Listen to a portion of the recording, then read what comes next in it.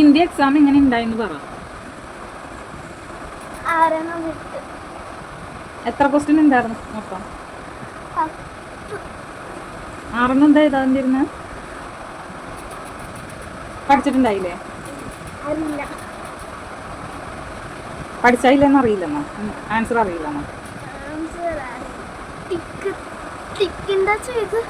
സർക്കിളിന്റെ ചെയ്ത് പിന്നെ ഹാൻഡ് റൈറ്റിംഗിന്റെയും ചെയ്ത്. അതെല്ലാം കറക്റ്റാണ് ആൻസർ?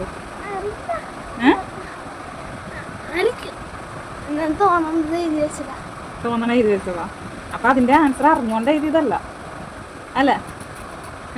ചിലത് മനസ്സിലായി. ക്വസ്റ്റ്യൻ വായിക്കാൻ പറ്റണ്ടായിരുന്നു. ഇല്ല, എന്നാലും അത് മനസ്സിലായി.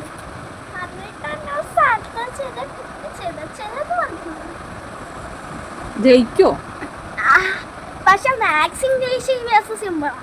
അതിനത് കഴിഞ്ഞില്ലല്ലോ എക്സാം കഴിയണം മുമ്പ്. എങ്ങനെ സിമ്പിൾ ആണെന്ന് പറഞ്ഞു? അത് സിമ്പിൾ ആണ്. നമ്മൾ ഓരോ ടെസ്റ്റ് എടുത്തിട്ടുണ്ടല്ലോ, അതെന്ത് സിമ്പിൾ ആണ്. ഹിന്ദി എന്ത് ചെയ്യും? ഹിന്ദി വേണ്ടേ? ആ സബ്ജക്ട് വേണ്ടേ നമുക്ക്? അയ്യോ, എനിക്കത് പാടാണോ? അയ്യോ, എന്താ എന്തായാലും മാർക്സ് വരുമ്പോ നോക്കാം. എനിക്ക് സർപ്രൈസ് ഗിഫ്റ്റ് ഉണ്ട്. തോറ്റാൽ അല്ല, പഠിക്കാൻ പോണില്ല. നീ ട്യൂഷൻ വിടണം, സ്കൂൾ വിടണം, പക്ഷെ ഒരു ഇമ്പ്രൂവ്മെന്റ് ഇല്ല.